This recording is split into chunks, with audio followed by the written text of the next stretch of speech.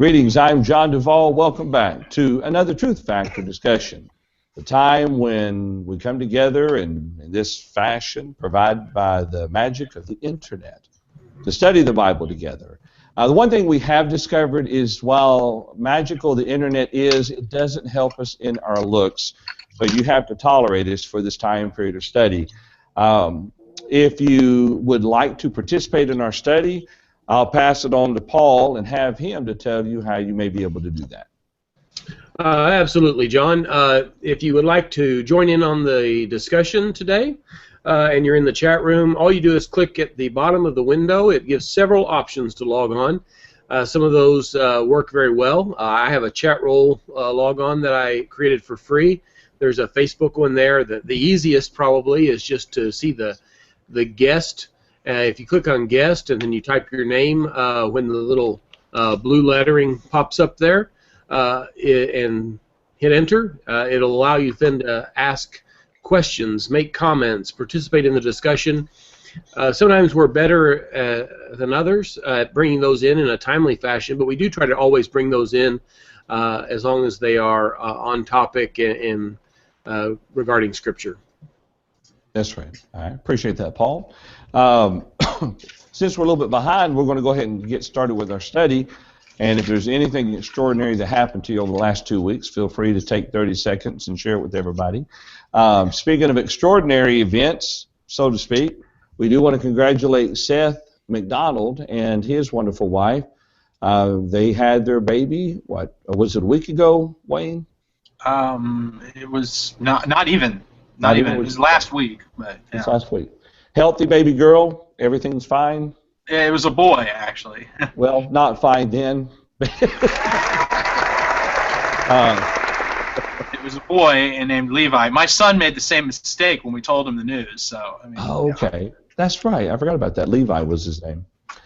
So we're so happy for them. If you know their history a little bit, you'll understand why this is very, very thankful occasion. So most definitely. And so we missed Seth. He had to move away, and he's not been able to join us as much with his the way his life is going right now. But hopefully we'll have him back on a little bit later, and he can later at some point kind of fill us in on some of the information. So. Well, let's go ahead and begin. We left off in our previous study before we took our 2-week break, having concluded or finished 2 Corinthians chapter 10, verses 1 through 6. And so we're going to pick up with verse 7. We're still kind of in the midst of Paul defending his apostleship, if you might say. And so let's talk some about that this morning. Let's read beginning in verse 7, and let's read down through verse 12. And let me bring this up over here. And Mike, would you mind reading that for us? Yes, sir. Be glad to, and I'll be reading today out of New American Standard. You are looking at things as they are outwardly. If anyone is confident in himself that he is Christ, let him consider this again within himself, that just as he is Christ, so also are we. Or even if I boast somewhat further about our authority, which the Lord gave for building you up and not for destroying you, I will not be to shame.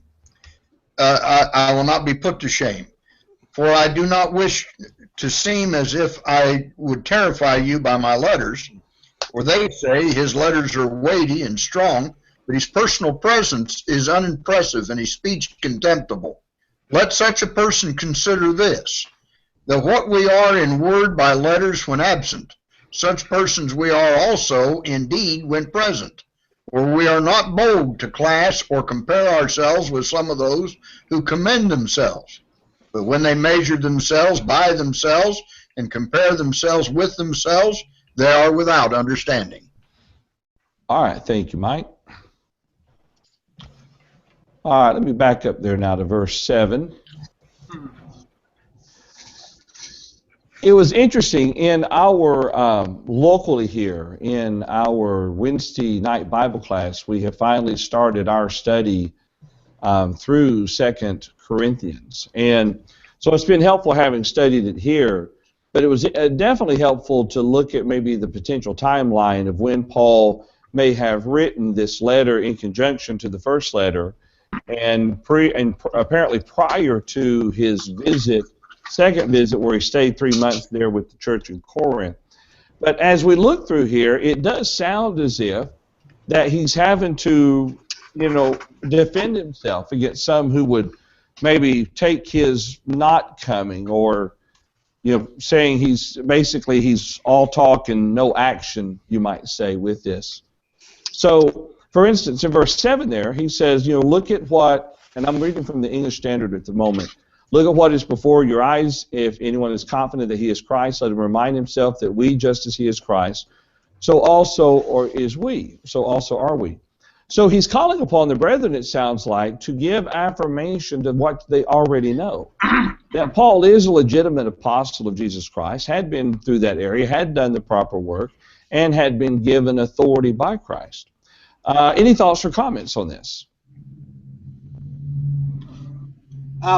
We often have people who profess to be following Christ, but yet they're doing things that are contrary to His will, and quite often they challenge those who disagree with Him.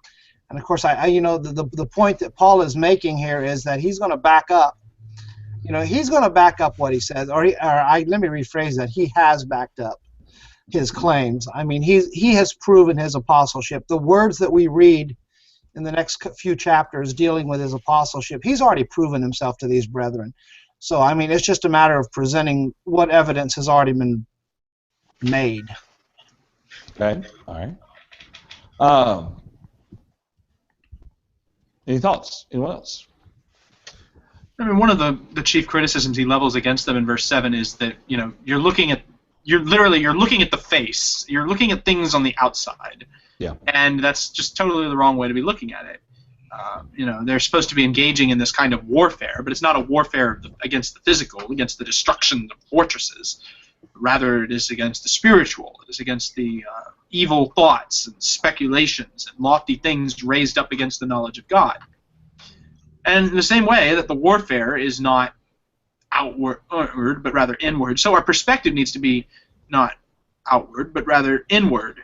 The reason that they have judged Paul and that they have been criticizing Paul in these fashions is because they're measuring him by the wrong standard.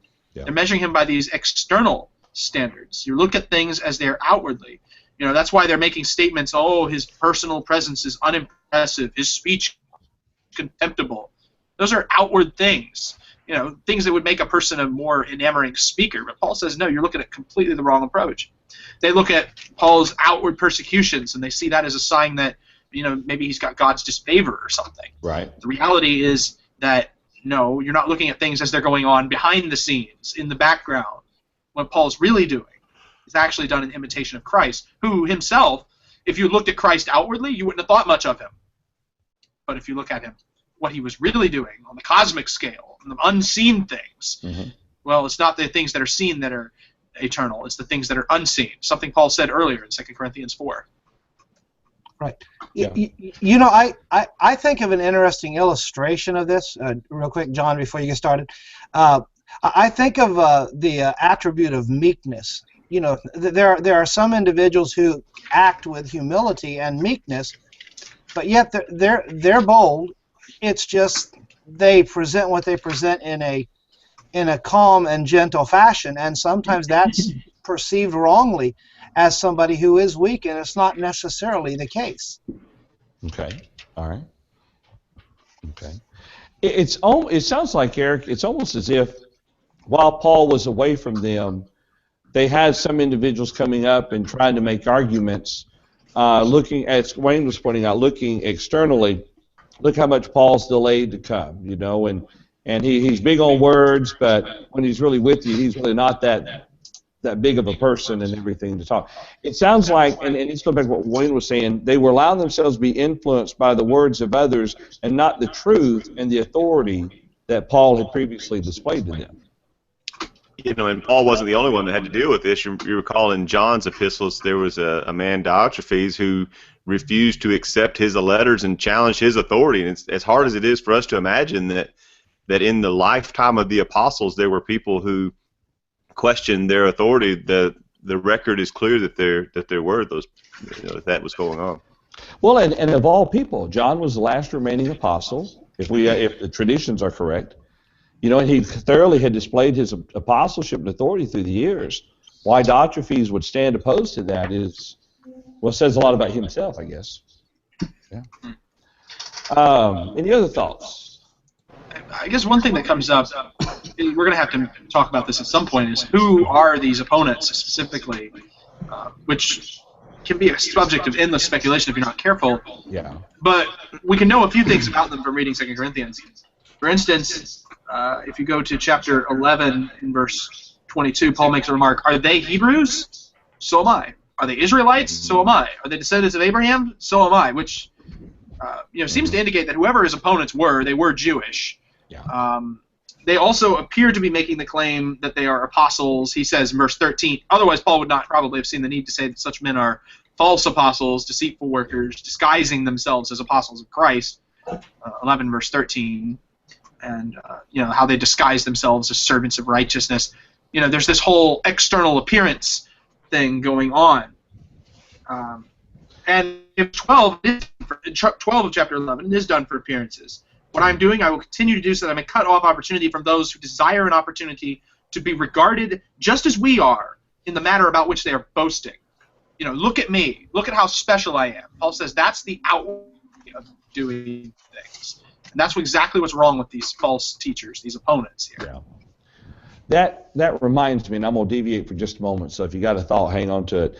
That reminds me of a video that was shared on Facebook of two well-known TV evangelists explaining why it's God's will that they both have personal jets. I saw that. It was my head. It was funny. I'm sorry. One of them said, I was on the plane and God spoke to me and I stood up and talked back to God and the pilot said, can I help you? And he says, no, I'm talking to God. And the other guy said, if you was on a commercial airliner, you couldn't have done that. You couldn't have talked with God. 90% of the people are probably bad people and demons and everything. And so ultimately it was, so we need our private jet so we can continue working with the Lord. Think of how much more effective we could be. I thought about trying to sell the other elders on that idea. Right. Yeah. The next couple of years, I think I have 2 gospel meetings each year. Maybe I need to get a private jet. It would make trips to India easier. Yeah, there you go. Exactly. Yeah, there you go. It would also cost more to maintain than to pay for the tickets, but that's incidental. But John, that reminds me. on this topic of in 2 Corinthians, I was thinking that there is a challenge. I'm not making an excuse certainly for those opponents of Paul, but there is a challenge that we all face, that sometimes face-to-face conversation is easier to express ourselves and to not be misunderstood than writing. And so, for instance, I've been involved in sometimes discussions with brethren or reading discussions among brethren and what they write. And sometimes they get very, almost, in the way I'm reading it, it sounds very hostile. And it's in some of the people that I've known, that I know that if it were really face-to-face, that's not how they talk to people. And so there is a challenge that we all face to, when we read something, not to read into it some kind of motive that may not be there, but instead to try to, just read it for what it actually says. Paul, I was thinking about what you're saying, and I was thinking a similar thought, but I was thinking a little differently in the sense that I was wondering if Paul is not describing the fact that he writes more eloquent than he speaks, and he's acknowledging that very idea that what he has written, of course, we would view it as inspired, but it's also more effective as far as to his purpose. So I would see it more to the point. I was wondering if he was suggesting or intimating that by writing it out, it's going to be more effective than his saying it in person. Well, I agree with that, and I know that we tend to look at this scripture and we say that Paul is seeing them as being very opposed to him, and that he's very much on the defensive. I think one of the other points is that maybe he doesn't come across quite as defensive is he's saying the same person that wrote these things, and speaks in maybe a different way. It's the same person. It's an apostle, an apostle of the Lord who speaks these things and writes these things, and regardless of if they come across severe when he writes, but in person more mild.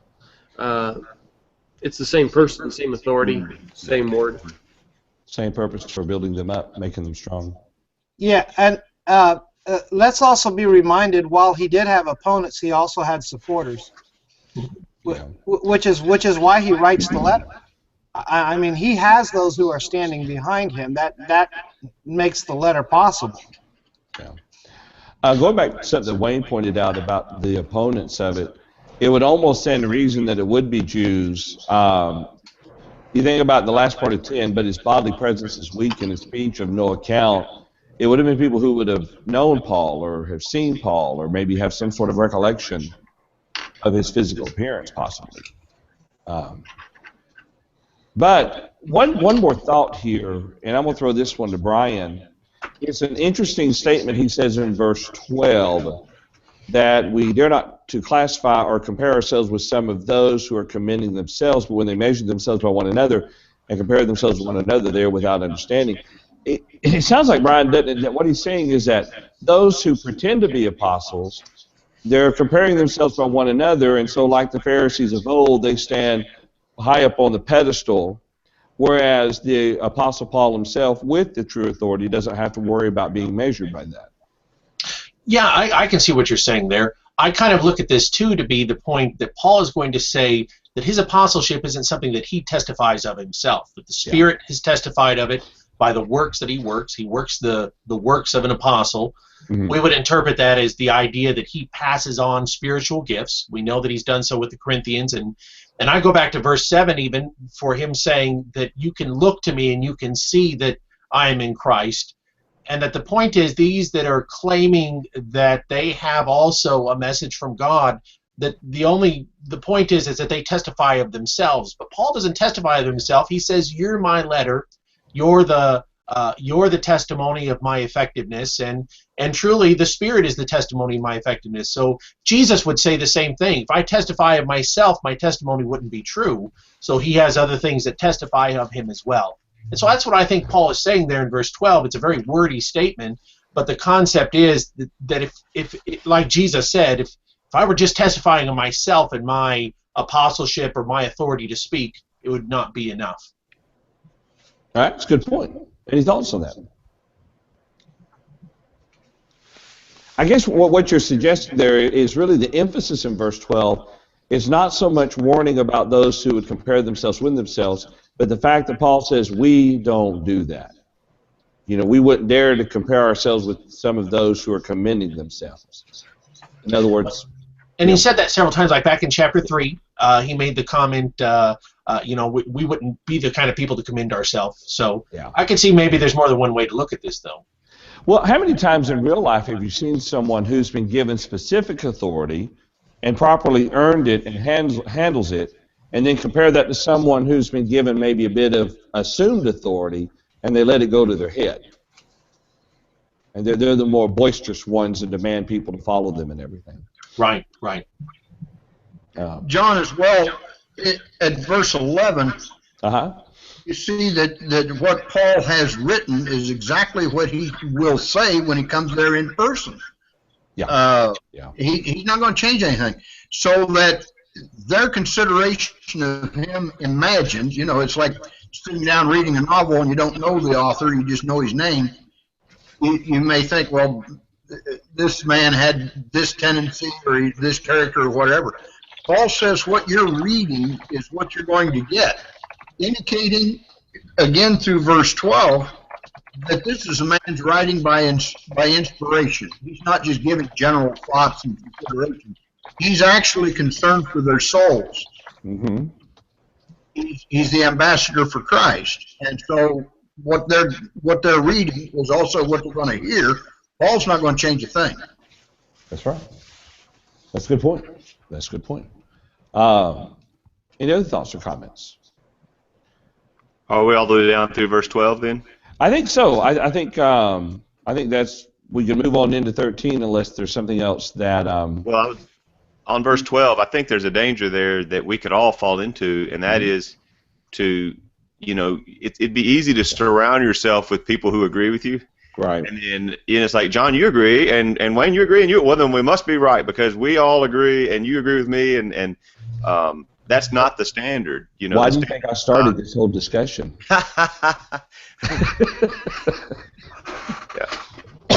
I'm very specific who I invite on this discussion. Right. No, but it's, and what you see is in every possible kind of false teaching, there's groups of people who surround themselves with other groups of people who they'll each affirm each other. We can't get our affirmation from our peers. It has to come from someplace higher. Yeah. You don't want your cheerleaders telling you how great you are. You want someone who is your opponent, if you would, to be honest with you. And I say that jokingly, but I've often seen at some, I'm going to use the term debate settings, okay? And this may be offending some, but I perceive that some people are there as cheerleaders. They automatically agree with the brother, and they're going to be stout, repeating everything, and you can almost see them with pom-poms standing up and cheering every time there's a solid point made. I believe it's in Ecclesiastes where it says that the wounds of a friend are faithful. Now it went away. I'm sorry. The kisses of an enemy are deceitful. I think that's right. Kisses of an enemy are deceitful, and the wounds of a friend are faithful. That a friend will, there's real value in seeing a person who can help you to be better. Iron sharpens iron is another one that comes to mind. Help you to be better. Where someone who just flatters you, who really doesn't care about you, isn't really your friend, but just flatters you. Well, that's a dangerous thing. And thanks, Tom and Wayne in our chat. They helped me out with Proverbs 27:6 is the passage. I said Ecclesiastes, so I was off by a book or two. Right. Guys, I just want to let you know before we move on, I agree with all of you. More yes men. I another thing that. Sorry, go ahead. Another thing that just kind of jumps out at me is Paul kind of resorts to ridicule a little bit when he talks about their view of him. In 9, is almost certainly sarcastic. I do not wish to seem as if I would terrify you by my letters. Oh, here comes big scary Paul writing these horrible letters. I don't want to terrify you. And verse 12, the same thing. You're right, guys. We're not bold enough to boast according to the flesh like fools. We're not bold enough to class or compare ourselves. There's kind of this, it's almost biting, sarcasm what you get at. We are not courageous. Oh, you're right, guys. We're not bold. We're not bold enough, which is something that bold people do, which is why it's, ironic, I guess. Well, I think that's a good point, and it kind of leads us into verse 13 as far as Paul acknowledging the limits of his authority, and that which he has the right to boast in some ways. Let's go ahead and read that, beginning of verse 13, and let's see. Wayne, let me call this up. Would you like to read that for us? Okay, from verse 13, and down to what, the end of the chapter? Yeah, let's go ahead and take it to, right. In what translation are you reading? I'm reading out of the New American Standard. Wow. That's 2 for 2. I don't have that translation. Go ahead. I'll follow the ESV. But we will not boast beyond our measure, but within the measure of the sphere which God apportioned to us as a measure, to reach even as far as you. For we are not overextending ourselves as if we did not reach to you, for we were the first to come even as far as you in the gospel of Christ, not boasting beyond our measure, that is, in other men's labors, but with the hope that as your faith grows, we will be, within our sphere, enlarged even more by you, so as to preach the gospel even to the regions beyond you, and not to boast in what has been accomplished in the sphere of another. But he who boasts is to boast in the Lord. For it is not he who commends himself that is approved, but he whom the Lord commends. All righty, thank you, Wayne. All right, let's back up there now to verse 13. And Wayne, I'll go ahead and throw this to you since you were the one kind of introducing the idea here. He acknowledges there are limits to his right to boast, in a manner of speaking, but it's only within the realm of the area of influence which God has assigned to them.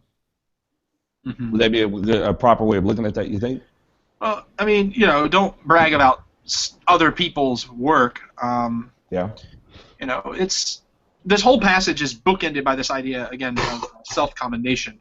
In verse 12 and verse 18, both make this comment about commending self, or self-commending, which we talked about way long ago in our study of 2 Corinthians. Mm-hmm. I pointed out in an earlier study that sometimes self-commending is a good thing, sometimes it's a bad thing, and the one unifying difference throughout 2 Corinthians appears to be the word order in the Greek, which doesn't come across in English at all. But whenever self is first, it's always bad, and whenever self is not first, it's always good. And here it's bad. We shouldn't commend ourselves. We shouldn't self-commend, as it were, and we shouldn't. It's rather we should look for the Lord's commendation. Mm-hmm. And what Paul is doing here is he establishes kind of this sphere of apostolic authority. If anything, this book, this is just meant to establish not what authority an apostle has, but what authority an apostle does not have. Since these guys are showing up, they're claiming to be apostles. Whether or not they are apostles is beside the point. Mm-hmm. Since you're going to claim to be apostles, let me tell you what apostles can't do. Apostles can't boast in human accomplishment. Without understanding. If you compare yourselves to other people, the New American Standard is kind of understating it. The King James is kind of understating it. We are not bold. Really, he's saying you're a fool. If you boast, if you compare yourselves to other people, that is what a fool does. Yeah. And so here what we're doing is we're not going to boast beyond what is given to us. We're not going to boast in what other people are doing. We're not going to take credit for what other people are doing. Like the Corinthians, who they would try to take credit. We saw the same thing in 1 Corinthians. They wanted to take credit for Paul, for Apollos. I am of Paul. I am of Apollos. We're keeping score. And that's just boasting in the sphere of another. And it's comparing teachers to each other. It's exactly the opposite of what Christ is about.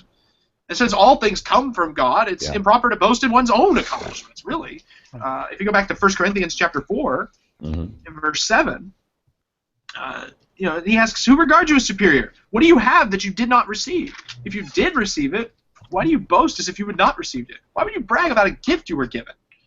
And so the real conclusion Paul gets to, the boasting is not appropriate for other people, but it's really not even appropriate for yourself because you're just boasting about stuff that God has done through you. So verse 17, the quote from Jeremiah 9, he who boasts is to boast in the Lord.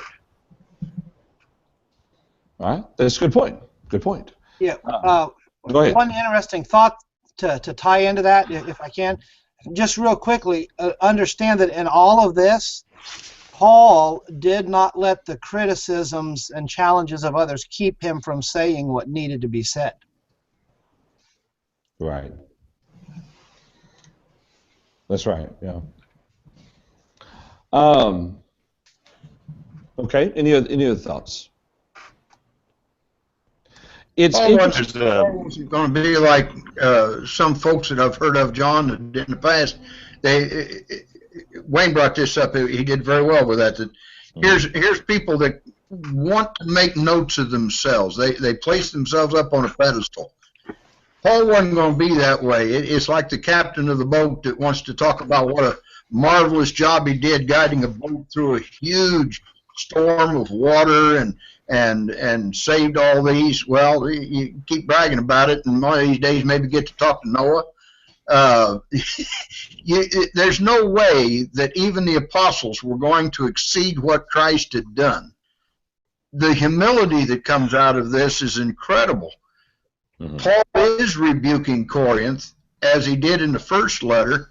Their humility, their lack of humility actually, was one of their largest problems in the first letter.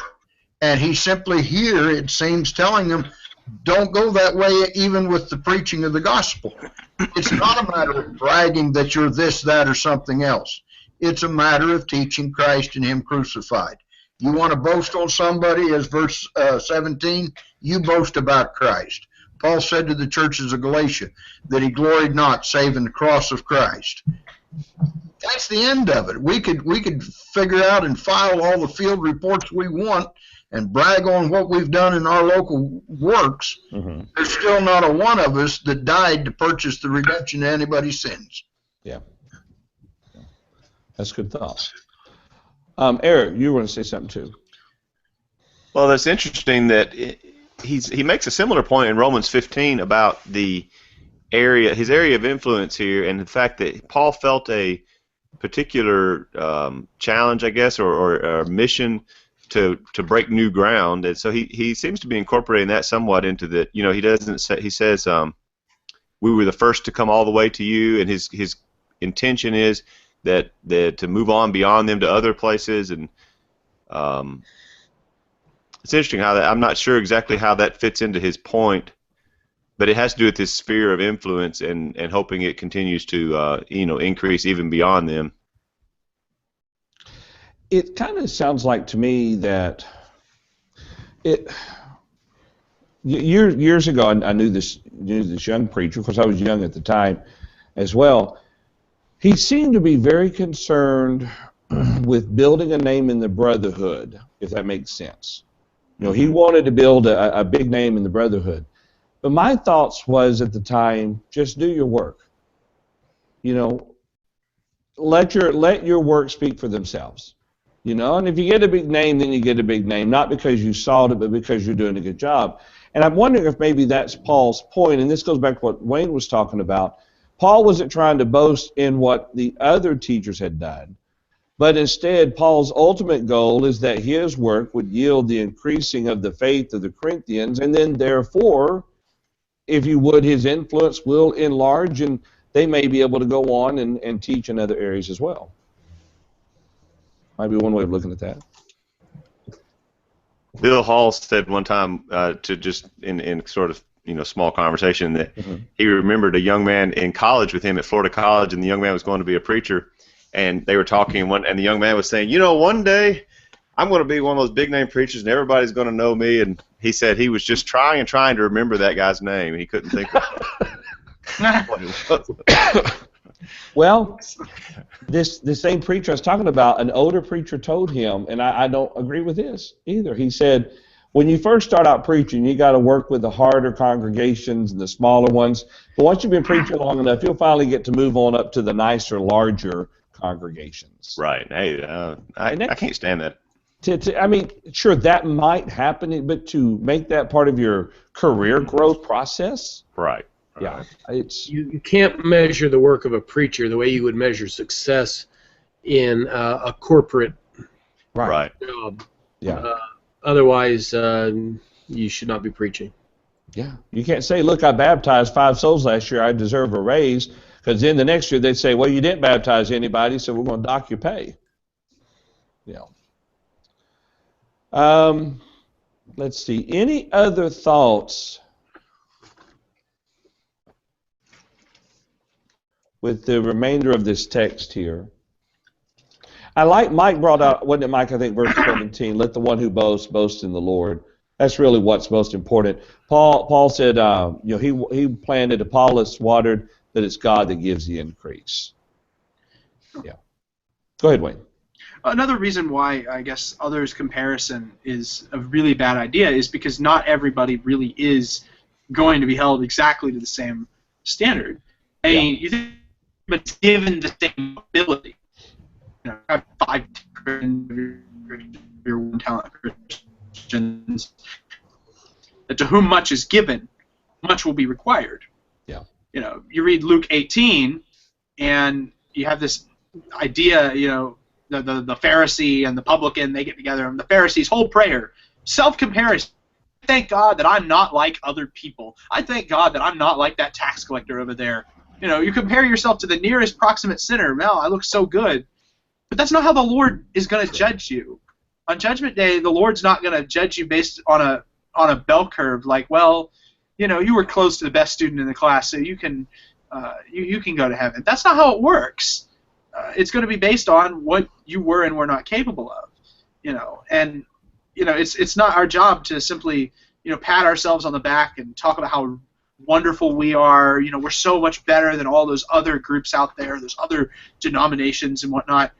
That's not our job. Our job is to see what are we doing for the Lord insofar as He has given us work to do. Of course, it's easy for me even to commit this error just by talking about it, because it's so easy to look down my nose at those horrible brethren who compare themselves to other people. I thank my God that I'm not like them. Well, you see that vicious cycle, right? I thank God I'm not like that Pharisee who compares himself to others. Oops.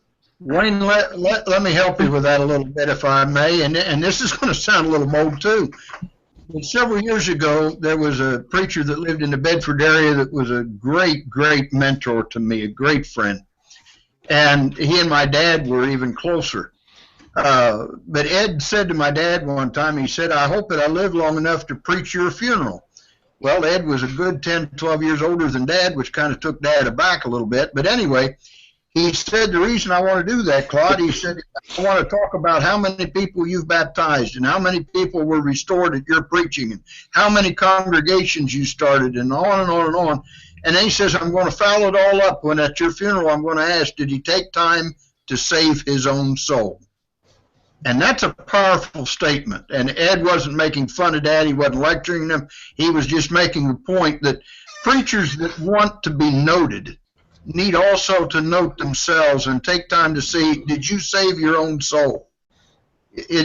We work so hard at telling everybody what they need to do or what they need to stop doing, etc., etc., etc.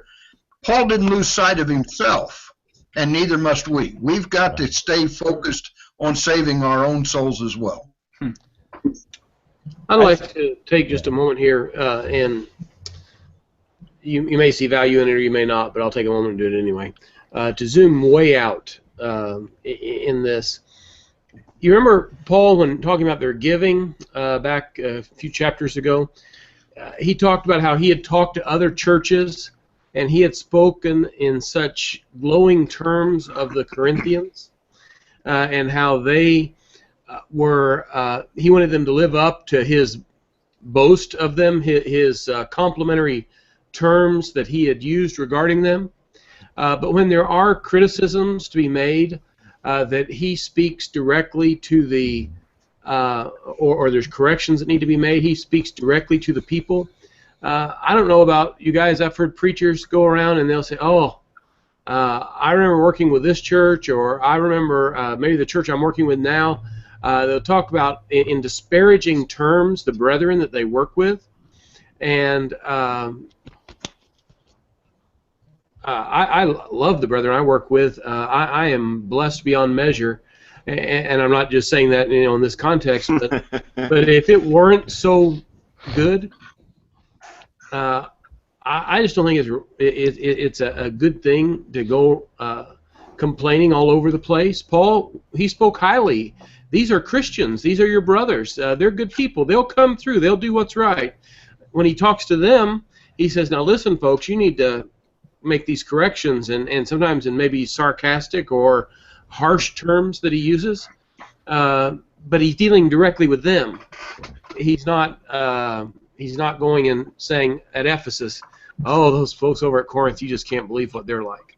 And so I think maybe there's a lesson there for us as preachers, that airing our dirty laundry out for the world is not a good practice. There's problems sometimes to deal with at home. Deal with those at home. I would say that if there was correction to be made here, I would clearly and as powerfully as I know how, within my limited ability, do that.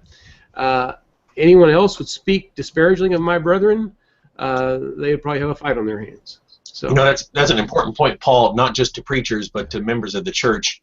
I think a lot of Christians unintentionally turn people away from Christ by just the constant little things, and a lot of times it's not even something too serious. It's just little things that annoy them about the local brethren that they then tell everybody else.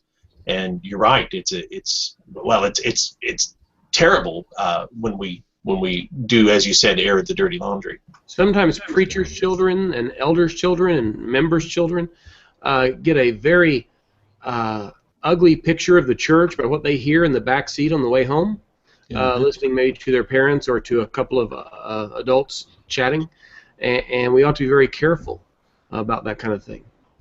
That's right. But that's just kind of zooming out again, seeing the big picture, and I'll be quiet now. Amen. Think about even in a marriage relationship. Really, no husband should gripe about his wife to someone else. No wife should gripe about her husband to someone else. I mean, they should work to build each other up and make each other stronger. And in front of your children, you don't deal with problems you may be having in front of your kids. There is an interesting parallel or maybe similarity there. That's a good point, Paul. Something I've... Say again? I didn't mean to cut you off. You're good. Mm-hmm. I was just looking here for the verse. It's right. I just read it. Something that jumped out at me was that he says in this passage, in another place it says, he says in this passage that his authority was for building them up and not for tearing them down. Yep. And so his intention here, even with his criticisms, is not to just tear them apart, but it is with a constructive goal in mind of actually building them up. And that should be, if something negative needs to be said, we need to ask ourselves, is this being done with a constructive purpose, or is it just to have an old gripe or something? Yeah. I mean, there are sometimes we might want to turn to another preacher or another individual privately for help in maybe addressing a particular situation. Yeah, John, that wasn't the scenario I was thinking of. Sometimes preachers who are away in a meeting or they're in a group, a large group of other preachers. But no, if we've all had those, we need somebody to sound from. But go ahead. I'm sorry, I interrupted. No, I understood though that's not what you were talking about. You're talking about it's where I'm just upset, so I want to vent for a little bit. Y'all need to listen to me, and I'm gonna tell you how bad the church I'm working with is. And then you get back home. Oh, I missed you all so much. I'm thankful to God. Mm-hmm. Let's see. The last. Okay. Any other thoughts before we kind of look at the last verse there? Because I think that's a good closing verse for that. Where he says, "For it is not the one who commends himself who is approved, but the one whom the Lord commends." So no matter what they're saying about Paul, God's the one that's going to commend Paul or not commend Paul. And no matter what work that they're trying to brag about themselves on, the ones who are judging themselves by one another, that's not going to make them right with God. God's the ultimate judge and the ultimate condemner and commender, maybe. So, any thoughts, any comments on that? Reminds me of Jesus talking in Matthew 7 when he tells the people that they were workers of iniquity as opposed to all the works that they thought they were doing. They thought they were commended to God, but they weren't. That's exactly right. Also, in his first letter to them, he says in 1 Corinthians 4:4, "I'm not aware of anything against myself, but I'm not thereby acquitted. It's the Lord who judges me. Therefore do not pronounce judgment before the Lord comes, who will bring to light the things that are now hidden in darkness and disclose the purposes of the heart." It's a good cross-reference to that. Good point. All right, anything else we need to look at in verse 10? Hopefully we didn't skip over anything very vital to the understanding and application of this. And this is one of those harder chapters to apply, as far as make reasonable application of, because it's Paul essentially defending his apostleship, and he goes about doing that, but yet there are subtle things, as we've already been talking about, that we can definitely learn from and strive to apply within our life. Okay, y'all got to quit commenting in our own group chat here, because he's like, oh, that's interesting. Let me jump over and read that real quick. And I'm thinking, wait, I'm supposed to be talking right now. Working on sermons, John. What's that? Working on sermons. There you go. All right. Well, our chat room has been pretty quiet, so I haven't heard much from them. The chat room for me earlier wasn't working right. I had to refresh the page completely, and then everybody came in to view there. So, Are we ready to continue into chapter 11? And let me toss one thing out. If you guys agree, then I'll know I'm right if you do. But if when Paul says he will only boast about. Pause for a moment. Take a deep breath. Yeah. Now try it again. See if that gave your system time to regroup. How's it going? Is it any better? Nope. No. Hold the thought for just a moment. I was just going to say here, come back to you. and I'll give him a chance, that the thought that you expressed, John, in comparing this to a husband and wife relationship, that's the very point that as we get into chapter 11 that Paul makes, is that, and I think it's, I can speak about my family or be unhappy with my family, but you better not. So he compares the relationship that he has with them kind of in a family setting. So why don't you try it again there, Eric? Testing 1, 2, 3. Beautiful. Good to go. Beautiful. What I was going to say is I hope you guys will agree, because then I'll know that I'm right if you do. But when Paul talks about he won't boast beyond his limit, but he does boast in what he's accomplished in going and breaking new ground and not working where someone else has worked. Mm-hmm. And yet he would also say it is God who gives the increase, because he planted, Apollos watered. Not everyone is supposed to be that guy that's breaking new ground, and there's value to being the follow-up people that like Apollos, or even like Timothy and Titus, that would go and work with established groups. And so it's interesting how there's these different roles that evangelists played in the New Testament, and I think Paul just felt a personal obligation, perhaps something that the Lord had actually revealed to him at his conversion, that his purpose was, his job was to go be a trailblazer. But it doesn't mean that job is more significant or better or something than the others, and I don't even think in his boasting, so to speak, that he's implying that. Yeah. I guess it kind of begs the question, especially as that we would come later to chapter 11. What does it mean to boast in the Lord? Is it truly boasting? That's an interesting point. Yeah.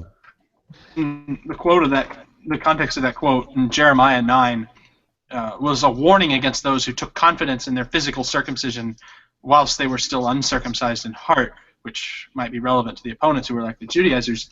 But this isn't the first time Paul's quoted this at the Corinthians either. He quoted it at the end of 1 Corinthians chapter 1, where he was basically telling them that, you're in Christ Jesus, and you don't have anything to boast about, because God didn't pick you because you were the smart people and the strong people and the really, just the good people. God, there weren't many wise or mighty or noble among you. God chose the foolish things to shame the wise, the weak things to shame the strong. God took stuff that doesn't even exist to nullify things that were, so that no one can actually boast. And if you are to boast, you boast in the Lord. The boasting in the Lord means boasting in the cross, which is the epitome of non-boasting, of suffering, of social shame and stigma, all those things. That's what it's about. Well, it's not real boasting. You get to chapter 11, Paul starts boasting quite a bit. He kind of gives them a taste of their own medicine, answers the fool according to his folly. But all the stuff he boasted about in chapter 11, stuff that most people would be ashamed of. Suffering, again, miserable stuff that you wouldn't want to admit had happened to you, but Paul does. That's not boasting really at all. That's what boasting in the Lord was for Paul. It was non-boasting. It's interesting, Wayne, as you bring up the passage in Jeremiah and how it's worded there, but let him who glories glory in this, that he understands and knows me. I really like the thoughts you put there back to that passage especially. Yeah, the New King James uses the word glory, and it's sometimes a little easier for us to think about glorying in the Lord than boasting. I noticed that a lot of the other translations do use the word boast. When we think about glorying or boasting in the Lord, it seems to be the idea behind it giving the Lord the credit rather than giving us the credit, making the Lord look good rather than making us look good, giving Him the honor rather than trying to make ourselves the focus, making him preeminent, as Paul would write in another place, to the Colossians, I believe, rather than putting the preeminence on us. That's a good point. And Wayne, I had never picked up on that before, but is what Paul's saying there that when God chose the simple things to confound the wise, that in a way he's sort of putting them in their place, that you don't even have any room. What little thing you might have boasted about is the fact that God chose you to make the really wise people look silly. Uh-oh. No, I think that was the buzzer that said you were correct. Okay, good. I never thought of it that way. I don't know what it was actually, but that's what it sounded like when you answer a correct question on a game show. Yeah, right. We should have a second buzzer that just kind of every time someone says something that's wrong. I never thought of it that way, though. I want to come back to something that Eric said, kind of with modern, 1922 illustration. In 1922, this congregation was at that time known as the 10th and Francis Church of Christ, and Foy Wallace moved to Oklahoma City and spent a couple years preaching for the 10th and Francis Church of Christ. But at the same time, he went throughout Oklahoma City area holding a lot of tent meetings, okay, trying to establish congregations in the outer, at the time, the outer regions and everything. And a lot of the institutional churches throughout Oklahoma City area, even on their websites, will trace back their origin to 10th and Francis in the work that Foy Wallace had done going about. And what brought that to mind is what you were saying. One man is remembered for going around and starting these congregations, having these tent meetings. But think about the hundreds of brethren that participated in those endeavors and efforts to spread the gospel into other regions there. And so there have been a lot of Christians, I believe, that have died unknown to the world, but very active and known to the body of Christ for the work that they've done. Yeah. And we don't do it so that we can have a tombstone that says he was great in his work of the church. We do it because it's what we do. We're supposed to do. So. Mm-hmm. All right. Well, let me ask you this question. It's the top of the hour. Do we want to try to go ahead and break? Like I said, our study's about 10 minutes short due to our starting a little bit late. But plan to resume next Wednesday with verse 1 of chapter 11? Yes. Sounds like a plan. Okay. All righty. Let's plan to do that there. All right. Any other thoughts or comments that you want to bring out? Brian, let's start with you. No, just that as Paul sums it up in verse 18, for he who commends himself is not approved, but the one the Lord commends is. I think it's a great place to summarize everything we've said. That's a good point. Good point. Eric, how about you? Good thoughts. Enjoyed it as always. Looking forward to next week. Okay. All right. Mike? Hello? Any thoughts or comments? I appreciate being with you all today. It's quite humbling to study about the Apostle Paul and realize that all he wanted to do was preach. Yeah. There's no sense for us to try to get better than Paul. Let's just say what he did. That's right. That's right. Tom, any thoughts or comments? Yeah, great applications for all of us, and especially as preachers. I agree with Mike. Very humbling experience, and I'm grateful that this is a part of my week. Absolutely. Same here. Wayne, let's go to you. I found today's discussion particularly sobering, and I echo everybody else's sentiments. I'm glad to have this opportunity to study with you all. I appreciate it. And Paul, I don't want to skip you. Just glad everybody joined us for study, and I always benefit to be able to come together and to sharpen up and to be able to learn more than what I knew when I started. Same here. I appreciate it, guys. I've missed it these last 2 weeks. Holidays kept us busy, and it's good to have a break from time to time, but I did miss being with y'all, and I appreciate all your thoughts and your help with this study. I appreciate it. And for those who aren't on camera but are viewing us either live inside the chat room or maybe at some future point, we definitely would like to hear from you. If you have any thoughts or comments, you can write to us each individually. Use our first name in its shortest form at truthfactor.com. I say that for Mike and Tom's benefits there. And you can also write us at questions@truthfactor.com, and we'd definitely love to hear from you. If all goes well, Lord willing, we'll plan to resume our studies then next Wednesday at 11 o'clock a.m. Central Time. If you're in the Eastern Time Zone, that will be at noon. 9 a.m.